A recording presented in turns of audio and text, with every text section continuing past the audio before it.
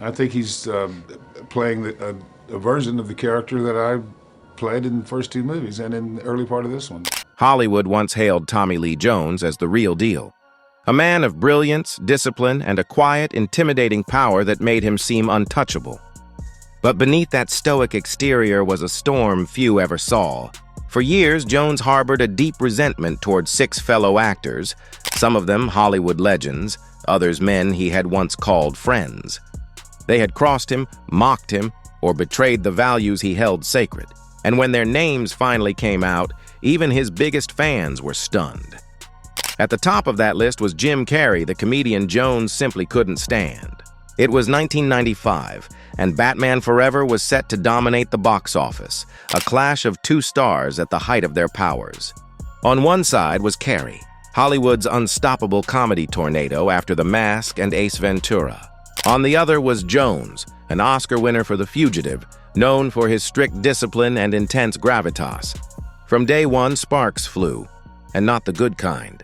Carrey's manic energy clashed violently with Jones's no-nonsense demeanor. Where Carrey saw wild improvisation as art, Jones saw it as reckless chaos. The feud reached its breaking point one evening at a Los Angeles restaurant. Hoping to mend fences, Carrey approached Jones's table with a smile. But what he got instead was an ice-cold dismissal that would go down in Hollywood history. "He looked me right in the eye," Carrey later recalled, and said, "I cannot sanction your buffoonery." Then he walked away.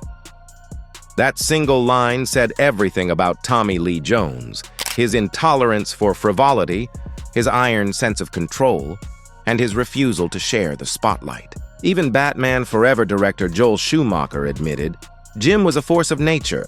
Tommy was used to being the force. Jones later tried to brush it off, claiming he'd simply been in a bad mood that day. But everyone who was there, especially Carrey, knew better. Beneath Jones's calm, weathered face was a man who couldn't stand being upstaged. 2. Steven Seagal. The action star Tommy Lee Jones swore he'd never work with again. It didn't take long for Tommy Lee Jones to decide he couldn't stand Steven Seagal. From the very first day on the set of Under Siege, 1992, the atmosphere was electric, and not in a good way. Both men were powerful personalities, both were used to commanding the room, and neither was willing to take a single step back. Jones, a classically trained actor and Oscar winner, prided himself on discipline, craft, and authenticity. Seagal, the martial arts sensation with a sky-high ego, carried himself like he owned the set. To Jones, Seagal wasn't an actor. He was a pretender hiding behind flashy moves and movie star bravado. The tension reached a breaking point during rehearsals for the film's climactic fight scene. Seagal's contract reportedly included a bizarre clause. His character could never lose a fight, and he even kept track of how many punches he threw versus how many he took. Jones found it laughable. He turned to the director and said dryly, "I didn't realize I was making a movie with someone who's never allowed to get hit." The room went silent. Crew members froze. Seagal glared back, humiliated but unwilling to respond. From that moment on, the two men refused to speak directly to each other. Scenes were filmed separately whenever possible, and the set became a cold war zone, 2 egos locked in silence. Even years later, Jones's disdain hadn't softened. When asked about Seagal in an interview, he didn't hesitate. "There are actors," he said, "and there are those who think they are actors." It was a single sentence that summed up everything about how Tommy Lee Jones felt. That Steven Seagal was never, in his eyes, a real performer, just another Hollywood illusion. Number 3. Joel Schumacher. The director Tommy Lee Jones could never forgive. The moment Tommy Lee Jones stepped onto the set of Batman Forever and saw the blinding neon lights, he knew he was in trouble. The sets were garish, the costumes absurdly colorful, and the tone, light, campy, and cartoonish, was everything he despised. And the man behind it all was director Joel Schumacher, whose vision clashed completely with Jones's. From the very beginning, their relationship was doomed. Jones had signed on expecting a darker, more psychological take on Batman, something closer to Tim Burton's moody Gothic world. But Schumacher wanted spectacle, big laughs, wild colors, and comic book energy turned up to 11. To Jones, it felt like a betrayal. He had just come off The Fugitive, one of the most grounded and acclaimed performances of his career. Now he found himself standing in front of glowing props and over-the-top dialogue, feeling like a serious actor trapped in a circus. According to production designer Barbara Ling, Jones would often shake his head and mutter, "This isn't what I signed up for." He hated being told to make his character Two-Face louder, goofier, and more cartoonish. Schumacher kept pushing for bigger, louder, wilder, but Jones wanted nuance, gravitas, a performance closer to Shakespeare than Saturday morning television. The clash finally exploded during one of Two-Face's key scenes. After yet another demand for more energy, Jones slammed his script down and snapped, "You're turning this into a joke." From that moment, the air on set grew icy. Schumacher tried to maintain professionalism, but Jones's disdain was impossible to hide. He did his job, but his enthusiasm was gone. In later interviews, he described the film as childish and refused to talk about it in depth. When asked if he'd ever work with Schumacher again, his response was curt. "I doubt it, Schumacher," always the diplomat, would later say, "Tommy is an extraordinary actor, but maybe this wasn't his kind of film." Behind that polite statement, though, was the truth. Two men with completely different visions, whose creative worlds collided so hard that the damage never healed. Number 4. Val Kilmer, the Batman. Tommy Lee Jones erased from his career. From the very first day of filming Batman Forever in 1995, Tommy Lee Jones made up his mind. He couldn't stand Val Kilmer. The tension didn't build over time. It was instant. The moment Kilmer walked onto the set, brooding and locked deep into his method actor mindset, Jones's patience evaporated. Kilmer treated every line, every look, every movement like a grand emotional exploration. He was intense, self-serious, and completely absorbed in his process, a process Jones viewed as pure Hollywood pretension. To Jones, acting was craft, precision, and discipline, not endless searching for emotional truth. Kilmer's approach, in Jones's eyes, was self-indulgent. The clash became obvious one afternoon when Kilmer, unsatisfied with a take, asked for yet another redo. Jones, exhausted and already frustrated by the film's chaotic tone, snapped. "I've made 7 films this year," he said sharply in front of the crew. "I don't have time for this nonsense." The words hung in the air like a slap. The crew froze and Kilmer went silent. Everyone could feel the pure contempt behind Jones's remark. It wasn't just impatience. It was personal. From that moment on, Batman Forever became a quiet standoff. On one side, Batman, the intense, method-driven Kilmer. On the other, Two-Face, the disciplined, no-nonsense Jones. Between takes, they didn't speak. They didn't even make eye contact.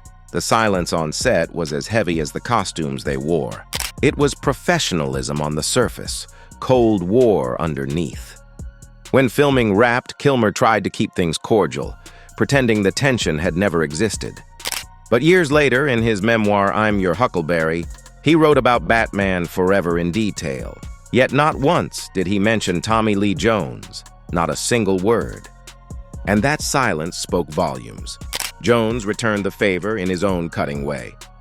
When asked about Val Kilmer, he simply replied, "I worked with Batman. I didn't work with Mr. Kilmer. That's classic Tommy Lee Jones. Cool, curt, and final." In his world, that was the ultimate dismissal. Translation: I never want to see that man again. And number 5. Sally Field, the co-star who drove Tommy Lee Jones to the edge. On screen, they looked like a perfect pairing. 2 veteran actors commanding respect and intensity in every scene. But behind the camera during the filming of Lincoln 2012, Tommy Lee Jones and Sally Field were anything but harmonious. What audiences saw as chemistry was, in truth, friction, the kind that nearly pushed Jones to his breaking point. From the very first table read, it was clear their methods couldn't have been more different.